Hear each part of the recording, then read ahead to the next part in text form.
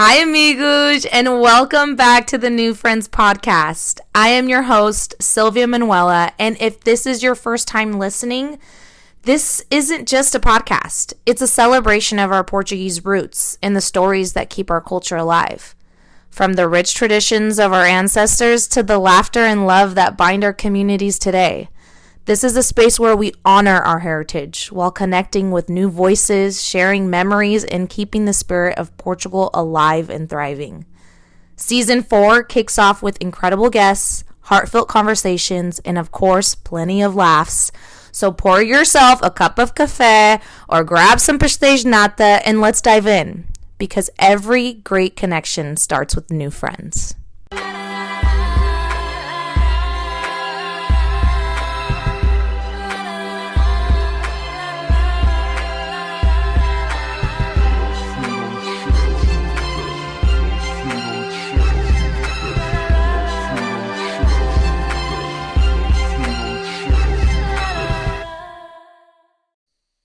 Welcome to the New Friends podcast. Taylor, Amarante, comedian, actor, father, husband, all of the above. Mr. Entertainer, host. What more can we say? It's about damn time. Because it's been so long. Like, you're in California. We're friends. Why hasn't this happened already? I know. We're busy. You know, life is busy. You're a busy mom. I'm a busy pops, and Sure. Things have changed. Better late than never. We've known each other for a long time, but True. I think we run in the same circles now, for sure.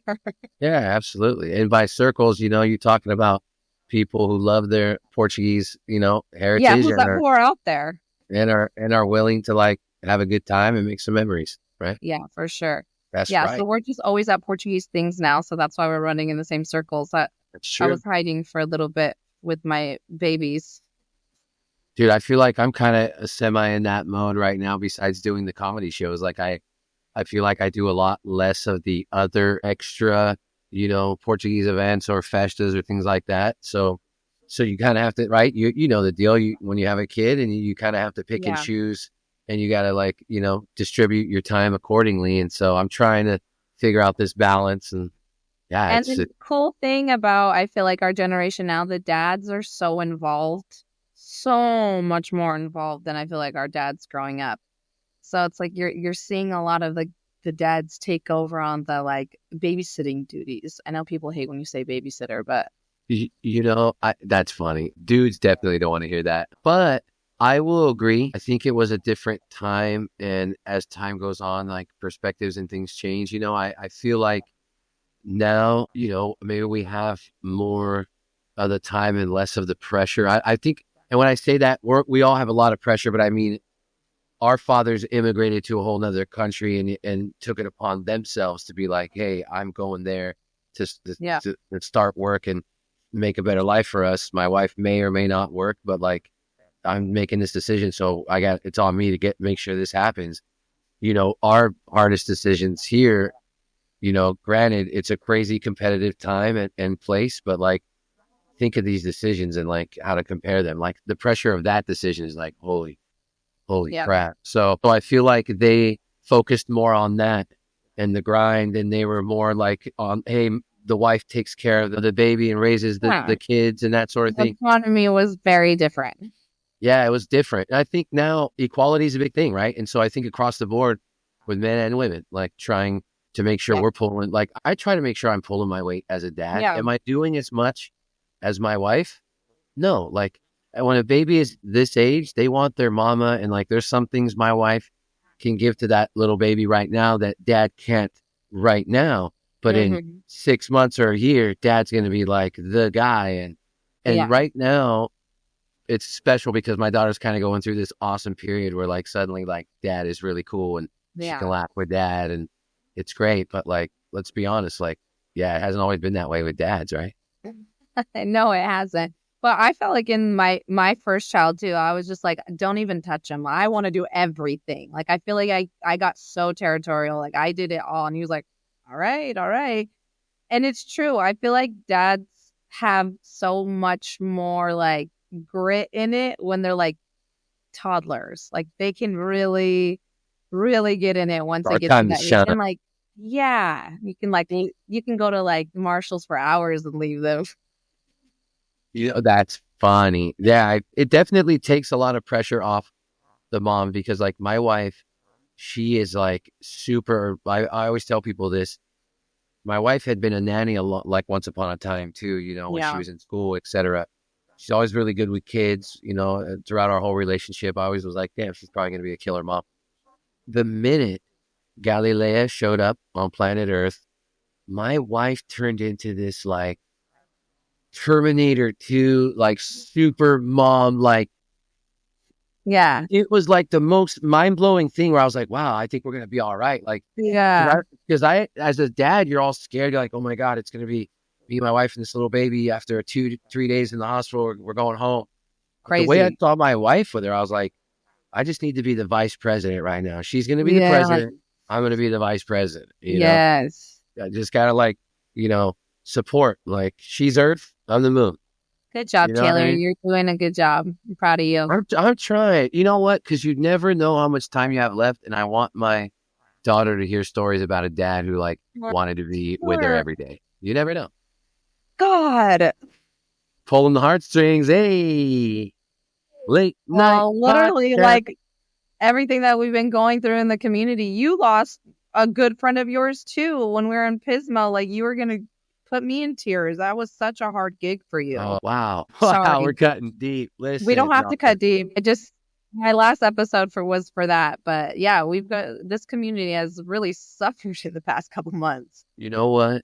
I'm glad you brought that up. Rest in peace, Julio Mach, one of my dear friends, like one of the best dudes I've ever known in my life. Big influence on me. Big friend. Miss him a lot. But yeah, I think I've seen a lot of loss and suffering going on in the Portuguese community lately. It's been wild.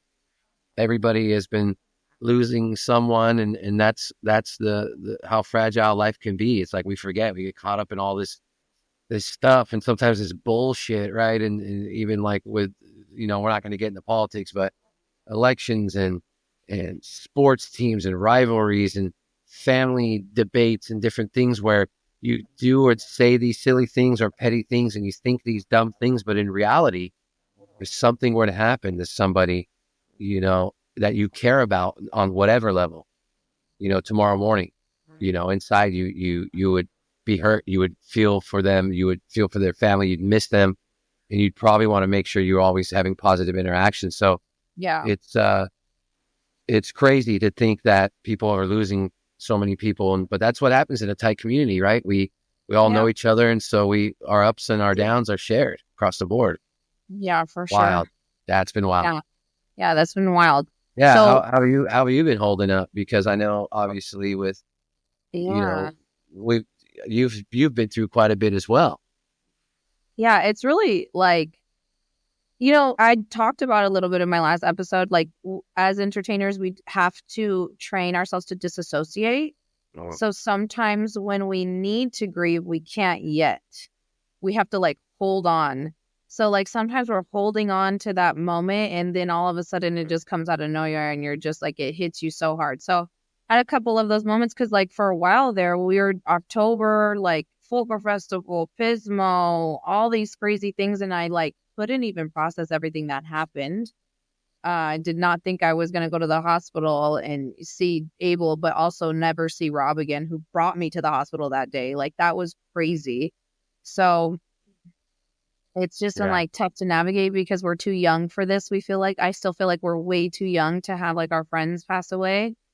And so it just feels really uncomfy. And then you start looking at your kids like, my God, like if I were to leave them or if this happens to me, and you start actually having to have uncomfortable conversations with your spouse, because my husband and I had to talk about like what we would want because we never talked about that. And that's like a big thing. That's like a big deal. And my friend was faced with those situations that you would never think that you'd have to make those decisions.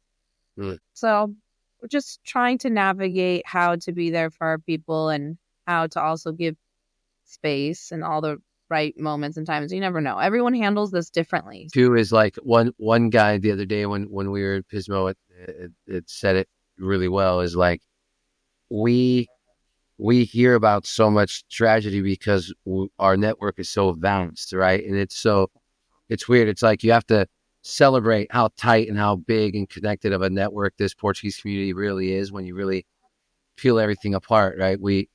For better or for worse, and relationships might be great with some people, might not be great, but at the end of the day, we have this really cool remote I've Portuguese been loving community. And you're seeing, like, it's crazy, but like, so yeah, we do hear about this, and it's because that is life. That's the realities of life, right? Right. It's heartbreaking and it's crazy, but we hear about it because we have this huge network, and that's something to be, to be proud of.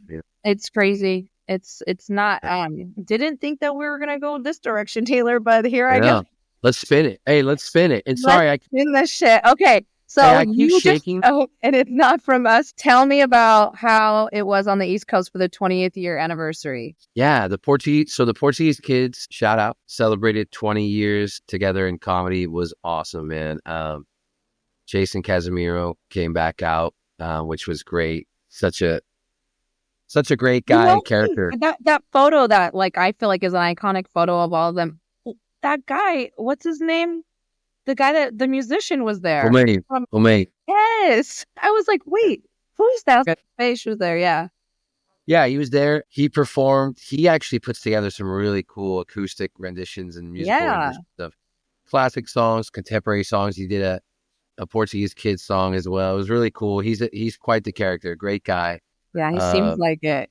Yeah, he's awesome, man. And it was cool to talk to him, kind of hear a bit about Top Patient, the whole project, and he's really fun to talk to, man. Backstage, he's absolutely a character. I could totally see that. Like, he's funny. You can just tell in all those videos with Sandra G. Those ones were iconic. Dude, he plays well to the crowd too, because the place was sold out at Bristol Community College. It was a great venue, and he really played to the venue really well. Like he was fun. So yeah, he was there. Vanessa, always fantastic. We had, let me think here, Ficardo hosted it. What else? Gosh, it was just awesome. Sketches, comedy. Mike Reed obviously did a killer set. I got to go out there and do a nice set. I got to roast the Portuguese kids, which was fun. That's kind of like your sweet spot, I feel like. You're really good at, like, those quick roasts. Yes. I had fun. I definitely. Not scripted shit. When people, like, will say something, you're so quick.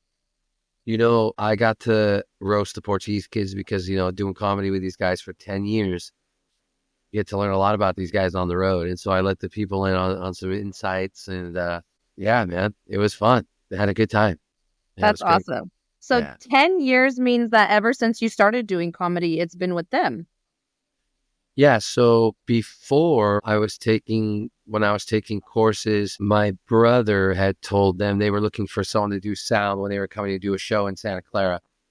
My brother told them, hey, my brother's Portuguese, he's doing stand-up, and he does a lot of cultural stuff.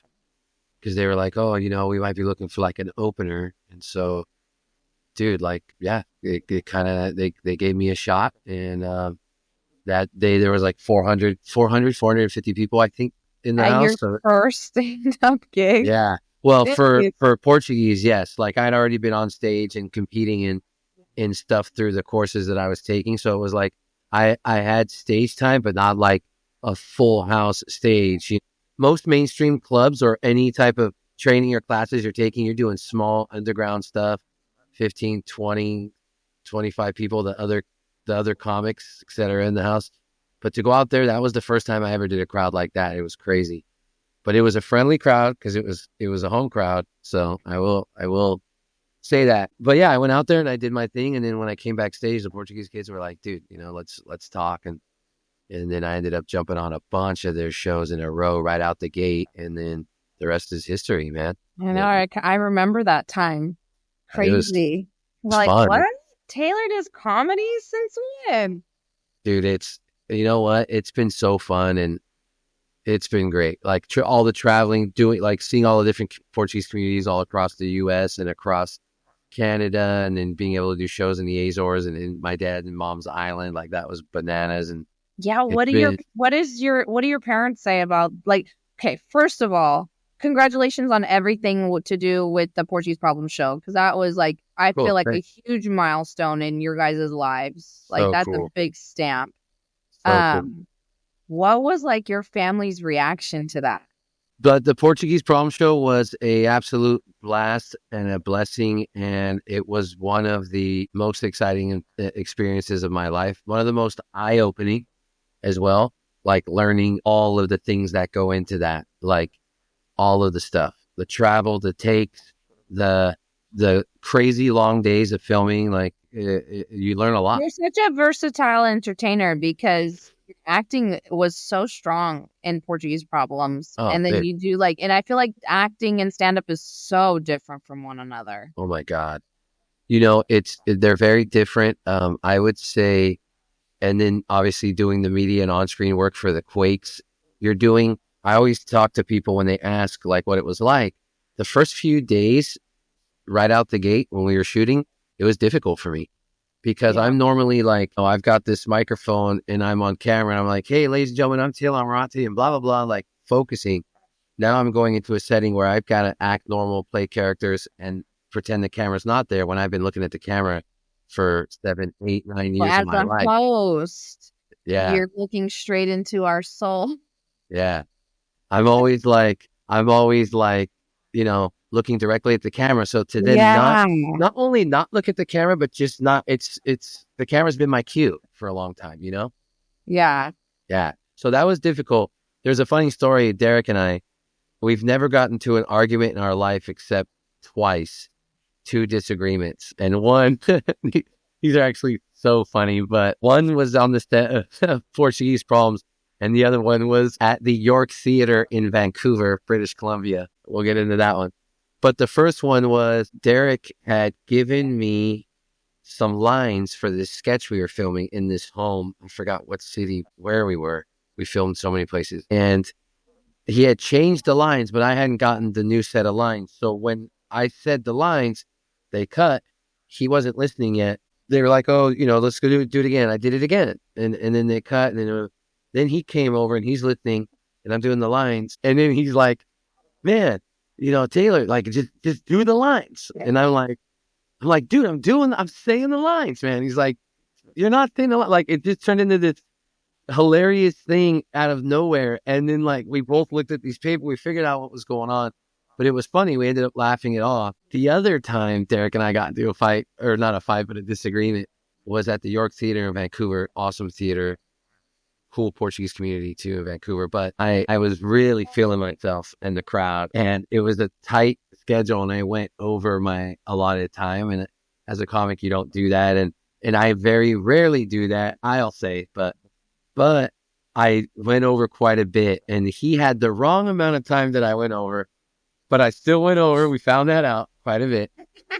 But yeah, he was like, man, like it was this whole thing backstage and I felt so guilty about it. I truly felt guilty about it because I was like, this is not a Portuguese venue. Like when you do the big theaters and professional theaters, your show has to be tight because all the people are getting paid by the hour. So I felt really bad. And I was like, man, but I still had a kick-ass show though. I was like, damn, I feel so dumb, but damn, I killed it out there. It was like. It was a high and a low all at the same time. Yeah. I don't know how I got into that, but.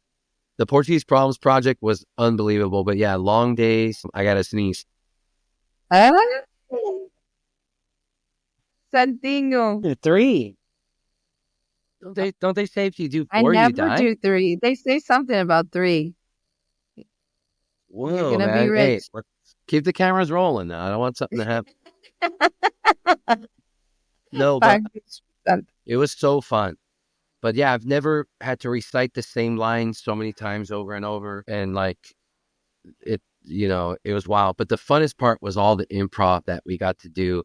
Me, Brian, Mike, and Derek together. Oh my gosh. Like because you guys are friends, so you guys crack each other up just in your regular, normal conversation. So having to be like all dressed up and all those things, like, I was just like, how are they not cracking? Because I'm just thinking about it as like you guys just being friends and looking at each other like, what are we doing, bro? I'll tell you right now, one of the times we laughed the absolute most, so many takes that it became the guys holding the lights were getting sore, and we were all laughing, even them. when we did the bit where I was the bartender, Florian, Yes. and Mike's playing this old character, Derek's playing this character.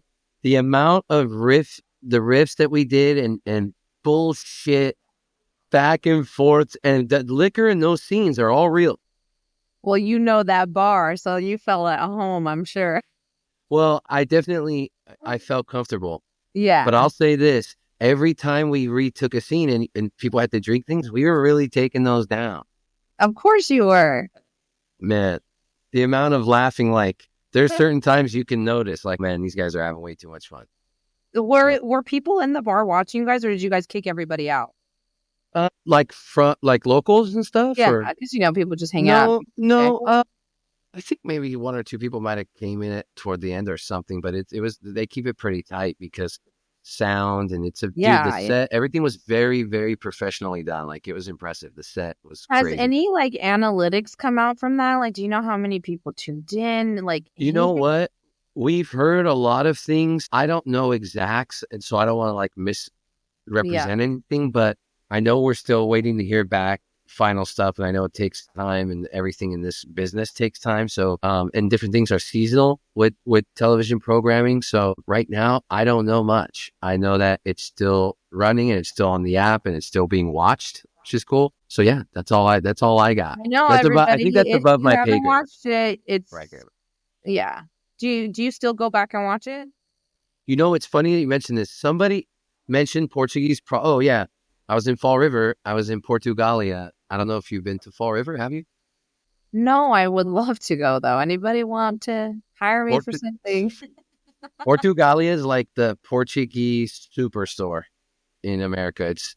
You'll never go to it. It's incredible. I have literally items in my head that I want to buy from that place. It's incredible. My sister was blown away. I took her with me on this trip to Fall River. Oh, that's cool. And yeah, she loved it. But I was in there, and a young kid who was working in the butcher shop literally came up to me, and he was like, "Hey, I know who you are, man. Like, I watch Portuguese Problems, man. Like, that was awesome. Like, can I take a picture?" And I was like, "Oh, this is cool." My sister was like, "Oh God," my sister was like rolling her eyes. So he was like, "Yeah." And then he kind of wanted to talk about the show a little bit. And then my sister's like, "Have you seen it since that time?" And I said, "No, I haven't." Now I'm like, I'm going to go back and probably watch it like during the holidays. Something, I don't know. Yeah. See if my daughter, now my daughter's a little older, dude, she's starting to recognize so many things. I want her to see me. See, that's the coolest thing about being a parent and doing this stuff still, is that there's evidence now that you were cool. Like the bummer is I worked in media for the Quakes, and I was on the jumbo screen for so many years, but my daughter is only now, and so that's a bummer. But now she'll have this time capsule forever, at least, and be like, "Oh yeah, this was my dad." Like, how crazy was this? You did a great job. Really good job. That. It was cool to see all of you guys in the acting aspect, because you guys have been doing stand-up and improv and stuff for so long. So to put it in on TV, it was really impressive. I feel wow, all of them acted really well. I had never seen really a lot of Vanessa yet, and she does a great job. She's phenomenal. I know. All of her reels, sometimes it's crazy because they're constantly putting Portuguese Kids content out. And I'm like, how am I still missing videos?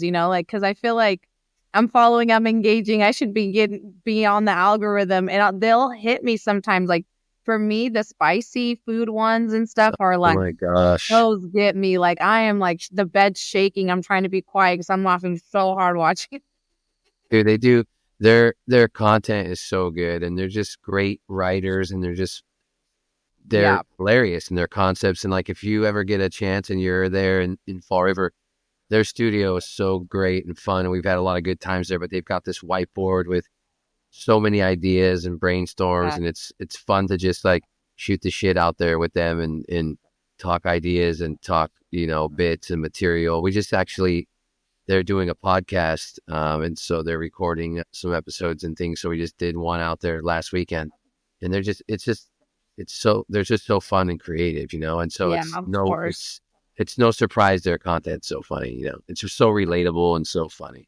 Oh yeah, for sure. Yeah. What happened with the Quakes? you just felt like it was time to go. What happened with the Quakes? I'm gonna miss you there so much, dude. I felt like you were like Mr. Quake. That's a great question. So first of all, I know it wasn't anything. It was just time. No, of course not. That's so funny. Actually, I would show you. I know. They gave me a really cool, like, I don't know what you would call this, but it's just like bronze plated microphone, and on this stand, it's like forever like a trophy. Yeah, really cool, like lembranza, if you will. But no, what happened with the Quakes is, I've done a lot of years there, and I love the team. I love the city. I love the team, man. And I loved what I did there. But at the same time, now I have this young daughter, and I have these weekends where I'd be weekend nights and evenings and things. Now, like, she's up late. We're having fun with the family. Like, I kind of want to just do a little bit less of something. When you become a dad, you kind of find that in life, you kind of got to break things down. And I had done that for a long time. I feel like my approval with the fans, my approval rating was really great. Like, the fans and I had a great relationship, the team and I. But at some point, much like Crazy George, because he also retired that night. Did he actually retire? Well, I mean, I don't think he retired, but he was enshrined into the Ring of Honor. And normally they don't put you in the Ring of Honor until, you're kind of like, he's getting up there. I'm sure he'll still be out there, at times, but he's getting up there. And that guy's just like has looked the same age for like 30 years. Dude, he's such a cool and unique guy. That's a light. I've gotten to know him so well. But anyway, it's time for me to kind of, hit reset a little bit. I recently turned 40. I'm a dad of a 1-year-old, 14 months now.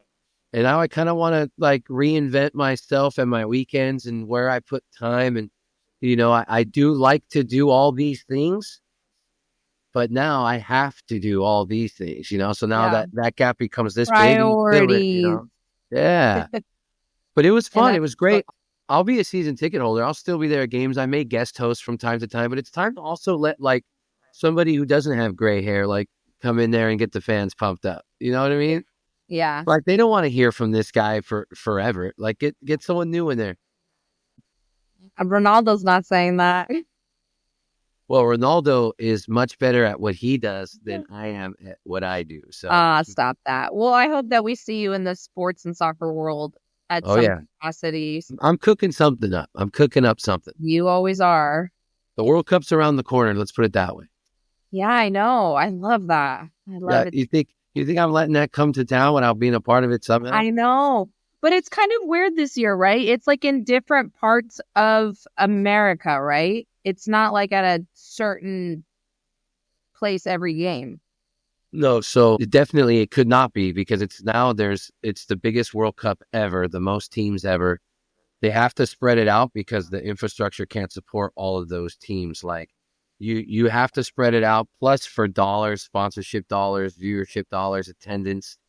Why not sell out the biggest stadiums in the United States and Mexico and Canada? That's the unique thing, is including all those countries with the U.S. So Canada has a few cities with games. Mexico has like 4 cities with games. So it's like an all-inclusive. Are you going to any game? Oh, I will be. Absolutely. How did you get into that? You could bet those eyelashes that you. I was trying to say, like, don't you do that? How I finish what? No, isn't it the eyelashes? I got the email. Remember the email? Okay, I'm like, what? The eyelash email, dork. Yeah, wasn't it? Wink Ibar. Thank you for letting everybody know how I book my podcast guests. You looked at me like I was like a psycho. I'm like, dude, you literally sent me something. Saying, you can bet your eye. So I'm just I was trying to think of the name for the delivery. Like, what? How is this going to end? I didn't know where to go. I think we're right. Ronaldo is so much better at what he does. Hey, that's great. Actually, you just nailed it. That was a good punchline there. So what's next for Taylor Amarante? What is something you can tell us that is cooking? I'll tell you what's next. I'm going to get out of here for a month in December. Okay. I'm going to get out of here for a month in December. I'm going to go relax in Central America. Are you? know, I am. I'm going to be in Nicaragua and Costa Rica. That's cool. Yeah, man. Hit the reset, visit some family. I'm officiating a wedding down there for some friends of ours. Yeah, we're going to be having some fun. Now you're just being a jerk. All right. Oh my God. I can't believe my No, agent. like, I can't like believe you're literally always doing something so random. Of my course, agent. Who signed me? A wedding in Costa Rica. Who signed me up for this? Who else is going to officiate a wedding in Costa Rica? Only you. So if you want the story, all right, now that you got the clicks, my wife's really good friend is getting married in Costa Rica, and it's literally the week after my wife's dad's big 70th birthday down there in Nicaragua. So yeah, they asked me to officiate it because I do officiate weddings. Yes, this is a serious thing. Hey, no joke. So far I have like one divorce. I got 15 weddings, one divorce. That's a pretty darn good ratio. mean, considering the amount of divorces, that is a very good statistic. That's actually has to be fun because typically that's someone's best day of their life. So everyone's in a good mood. True. It's really cool too because I meet with the couples and get, I know who most of them are. Some I don't. I just get hired and you get to know them. You get to know their story. You find out how they want their story told. Some people are traditional. Some hire me specifically to make their ceremony lighthearted and fun. Like I've had couples ask me to tell their love story and to make it straight up roasting them or comedy. I've done that on a few occasions. Yeah, that's so cool. Yeah, and they're really fun weddings, but it's Who officiated your wedding? Priest. Wow. Well, standard. Don't you see what that is right there? You're away. My MC at the after party was a good friend, DJ, close friend of ours. But yeah, the priest married us at the church. Why did you not get married in the church, or did you? No, I already had a 2-year-old kid. We were not getting married in a church. Okay. We had our wedding 2 years after we were legally married. And I don't think anyone really knew that, but... That's funny. My wife and I have a similar story. We were married during COVID and then didn't have our wedding till a year and some change later. Portuguese people were like, oh my God, I can't believe it. She's almost 30 years old and getting pregnant before she gets married. It's funny, man. Like, I feel like now more than ever, some of these older Portuguese people should chill out a little bit because now I think they've seen such a wide scope of and variation of people and situations and different things here in America than they ever saw just on one island for generation after generation, Crazy. So maybe now they understand that things can be different and everybody's different, Yeah. You hope they can. You hope they can. Speaking of that, while wrapping it up, you on stage doing comedy, how do you face all of these controversial topics on stage? Because sometimes you'll throw out some jokes here and there, sometimes kind of political, sometimes not, but you're pretty quick. There was one time somebody said something to you, I wish I could remember, but you snapped back so quick. I think it was a new word. You know what one of the biggest rules in stand-up comedy is that if you have the mic in your hand and somebody in the crowd manages to win a room over you or defeat you, then you don't belong in stand-up comedy, right? Like if you have the microphone, and actually this is a good topic, right? Because I've been doing comedy for a while. You get hecklers here and there in a city or two. Mostly it's a drunk person who just says something loud and dumb and everybody laughs and you shut them down. But once in a while you get a true heckler type. And the key with that is most of these people, for whatever reason, just want that moment in the spotlight for a second because they see somebody else has it, Yes. And maybe they're with a spouse or a girlfriend or a boyfriend or somebody they want to impress or whatever. And they kind of have had a few drinks and they want to get a little wordy. They think they're funny. And so they say something. Well, usually what I do is I give them their moment. I'll be like, hey, I start talking to them. Like, hey, what's your name, sir? Yeah. Oh, my name is whatever. Oh, yeah, cool, man. Is this your girlfriend? And then right in that moment, I'm already looking for anything I can see around them, on them, what they're about, what their whole thing's about, something I can pull onto this microphone. The whole room can hear me. Can't hear this guy right away, right? And so you give them the moment. You almost act like I remember one city. I was like, hey, the guy had a Patriots football jersey on. I mean, he was talking a bunch, standing up. I asked him his name, and then I said, "Hey guys, let's give this guy a round of applause. That's what he's here for. Let's give it up for him. He wants to impress his date. Everyone's whooping it up, and then he gets his moment. I sit him down, and then he chills. So it's funny, like you don't always want to do that, but you got to find whatever they're trying to do, and you got to act like it's nothing to you. Boom, give this to them, sit them down. Now, if they're being rude, or they're saying like something crazy. I've only had that happen a couple times, and usually they're really drunk. Isn't it crazy that people buy shows and then buy tickets to shows and then they're like that? Man, it is crazy. I had a couple in the Central Valley. It might have been, I don't know, what's Turlock maybe? No, one of those cities. I love Turlock shows are always great, and those crowds are always fantastic. But there was one year somewhere out there, maybe it wasn't Turlock, it was somewhere else. There was a couple in the front row, and it was this really small dude and this girl who was quite just bigger than the guy, and she was barefoot. And she had her feet under her shoes under her seat, and her feet. She's in row one, so her feet are all the way out. She's had a lot to drink. She's just cackling a bunch of things before the show even starts. We hear it backstage. We're like, "What's going on?" You've been looking at her feet the whole time you were talking. Like, what's going on out there? The guy or the sound guy's like, man, there's this girl in the front seat. She's, I think she's drunk. She's barefoot. I'm like, great. So I know right away I'm going to hear from these guys when I get out there. So I start thinking of jokes right away. I look at the guy. They both look drunk, I come out within two minutes. She's yelling out a bunch of stuff. And so I'm like, hey, man, I asked him his name. I forgot his name. I was like, hey, is this your wife right here? He's like, nah, man, this is my date. This is my girl, man, my soon to be girl. And I was like, really? This barefooted girl right here? This is your soon to be girl? He's like, yeah. I'm like, well, I'll tell you what though. I don't know why she's barefoot if you guys got here in the Flintstone car or what, but listen, if you plan to go anywhere with this girl tonight or get anywhere with this girl tonight, you got to take her home right now because she is so drunk and so are you. This show's going to be like 2 hours. Neither of you are going to get any tonight. I was like, what do we think, audience? You want these guys to get out of here early? They all start like cheering. And I'm like, hey, you guys going to go? He's like, no, we're going to stay, man. We're going to stay. I'm like, all right, cool. If you're going to stay, you guys need to shut the fuck up. You know what I mean? Everyone started cheering. They chilled out. And then, wouldn't you know it, during the second intermission, they were gone. They were too drunk. Shishikama. But you get everyone on your team, and they're like, no, if something backs up. What's that?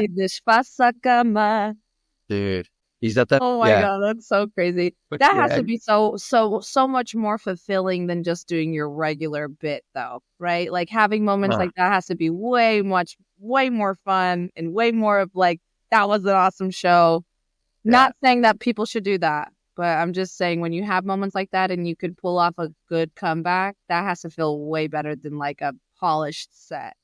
You got to be like comfortable interacting. And I feel like I'm at my best when I'm improving with or discussing or talking to people. I'm at my best one-on-one, shooting things off you, blah, blah, blah. Yeah. So if somebody's really going to want to go with me on that, then let's go. Let's see what happens. But I'm confident enough to think I'll come out on top. Although when hanging out with these guys behind the scenes, that's when you're really challenged because everybody is so damn funny and like has their own style and they're so fast and witty that like, they catch me. I need to be on my toes. And I've never had to experience that with my crew. I'm that guy, keeping people on their toes. These guys are like, man, they're hilarious. Like, I'll get home. I'll be on the plane home and I'll open my phone and there'll be tons of crap on my phone. Photos, things on my phone. Like, when did these guys get this? Then like my background would be me. One time in Idaho or Utah, wherever we were, snow was falling, actual snowflakes. And it was the first time I saw in a long time actual snowflakes. Yeah. So I'm outside of Starbucks. I didn't know they were watching me and I stick my tongue out and I'm trying to catch one. All of a sudden I get on the plane and my lock screen on my phone is this picture of me like trying to catch snowflakes. These guys pure. So Brian. Pure. Freaking Brian. So what's the goal for the World Cup? Where do you see Portugal at? I think Portugal is capable of winning the World Cup. I think it would, they're talented enough. I think it'd be a lot of things. It'd be a storybook ending for Ronaldo, whether he's playing as a sub, or he's starting, or if he's on the staff, whatever he's doing, I think he'll be there. Marketing purposes will be happy about that. But the whole team in general is just such class. Every position, every name on the roster, all the way down to 23. It's phenomenal. It's exciting. It's really exciting time. It would be epic for them to win it in America. That would be... Whoa. That would be it for me. Like, if something happened to me, I would go like... We can't talk like that right now. I know, but sports-wise, your sports dreams, that would be like... Yeah, for sure. In America, be there. Well, that's so crazy. Me and my sister have put our names like on the lottery. Is that how you start? Yeah. Do that. The first time we've ever done it. Do that and continuously Google updates about tickets, Google portals that will be selling or drawing. You're gonna want to be on top of stuff. Like, if you're in those portals too, like, make sure those emails aren't going to spam. Yeah. Be on it. And then there'll be a lot of tickets on the secondary market for some games. It's going to be wild. I don't know how they're going to do some of this. It's going to be crazy. Are you still going to have the hookup on jerseys? Perhaps. We will see. Perhaps. Puma, man, the new Portugal kits for the World Cup will be the new Puma ones. Yeah, it's going to be interesting. Nike's long contract with Portugal expired, and Puma won the bid, and now Puma's going to be making the new jerseys. For how many years? 10? Another 10? I think it's a pretty long contract too. Like, usually these kit sponsors they draw up pretty long contracts. I didn't know that. That's a great question. I didn't know that. You learn something new. This is not the Portugal Corner podcast, but we learn something new. You learn something new every day. Well, I just want to thank you for coming on the podcast and just chatting with me. But you know what, Taylor? You have been such a huge help for me coming into this like media world. Oh, nice, dude. Because I'm just like, I always say, like, I'm raw dogging it with the hosting thing. And I feel like you actually have taken so much time, like, studying the craft of hosting and entertaining and commanding a crowd. And anytime I ask you questions about, like, how do I hold a mic? Because I've always held the mic as a singer, which is as close to my mouth as possible. And I have such a loud voice that, like, it was blowing out the speakers, y'all. I had to relearn how to hold a microphone to, like, interview people. And so you've always helped guide me with that. And, like, we just have a good relationship as far as, like, supporting one another through events and through this, like, creator and entertainer world that we have here. I feel like I have a good support system in you. And I'm like, feel like I'm like under your wing a little bit with the hosting thing. Because I'm like, can you just teach me? Because I don't know what I'm doing. Just tell me what to do.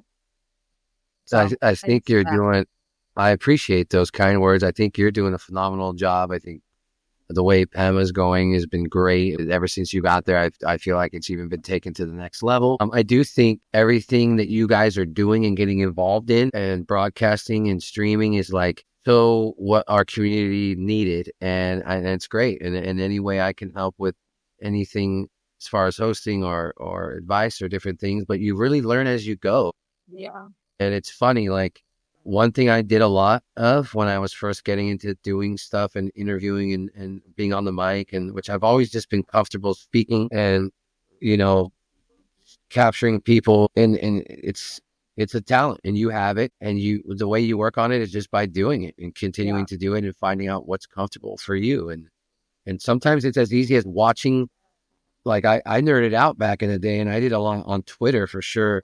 I follow a lot of broadcasting and announcing accounts, and I would just watch how people would interview people, how they would position their bodies, how they would go. Like, one thing I realized early on I wasn't doing a good job at was like mic to person, mic to like back to me, person, like there's just so many little nerdy things you can do. And if you want to be great, it's about studying yourself too and watching yourself on camera. And that's the hardest part. You have to give yourself honest critiques. You don't have to be brutal to yourself. Like, it's like, look, treat yourself like you would want to be treated even when critiquing yourself. But in that same sense, you want to be critiqued the correct way so that you can correct yourself or work on what you need to work on. So sometimes it takes you kind of, giving yourself a few soft blows. Like, and I do it to myself all the time. I know. I'm hard on myself, especially in like the band stuff with the music stuff. I'm so hard on myself because I care a lot about it. But if you didn't care about it, you wouldn't be so hard on yourself. You just care what you're putting out there. And True. lastly, like the Fashion in the Streets thing has been so much fun, Taylor. It's been so much fun seeing that just like it hasn't even begun to grow yet. That was just like testing the waters, what's out there right now. So it's going to be so fun Oh my God. to continue this stuff because it's hysterical. It's comical. We have some really fun scripted things prepared.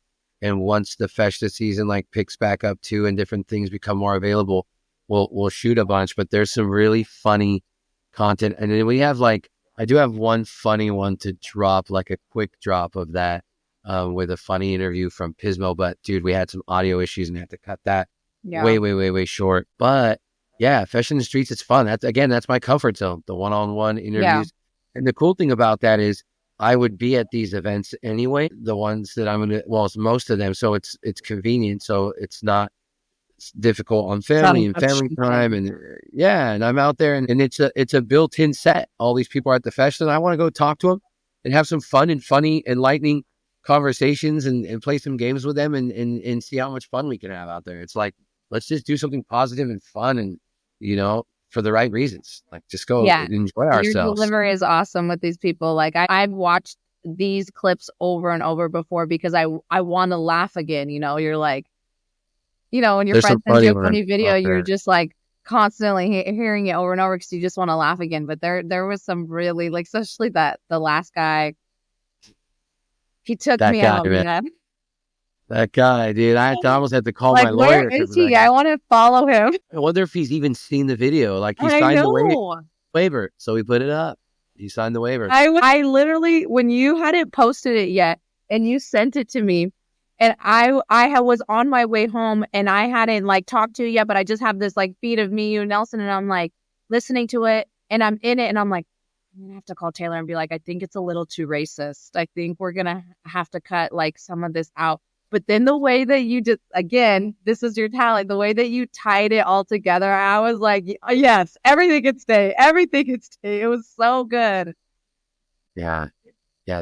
That one particularly in that moment too, that was interesting. But that's the thing, like he wasn't intentionally being any kind of way, but he was telling us some stories that, look, a lot of our ancestors in history has a few of these types of stories here and there. And so it wasn't that he was trying to be offensive, but in this world, you have to be careful. And I also want people to know when I'm interviewing people, it's not my views, right? It's not me. I'm asking the question. We got to go shishikama, but it was so nice talking to you, Taylor. We covered a lot of stuff. Look out for Taylor. He has all of his show dates on his social media. Go ahead. Shows coming up Friday, November 15th. In Tracy, it's a crab feed and show, and Saturday, November 16th in Hanford. And then, some early 2025 shows. We're going to be out in like Florida, a few other places. It's going to be pretty sweet. So cool. Well, look out for Taylor Amarante out there doing everything and above, not just oh my God, stand up, Fashion in the Streets, all kinds of stuff. He has a lot of good stuff cooking. So stay tuned. From California, Silvia and Taylor. Until next time. Bye, guys. Hey.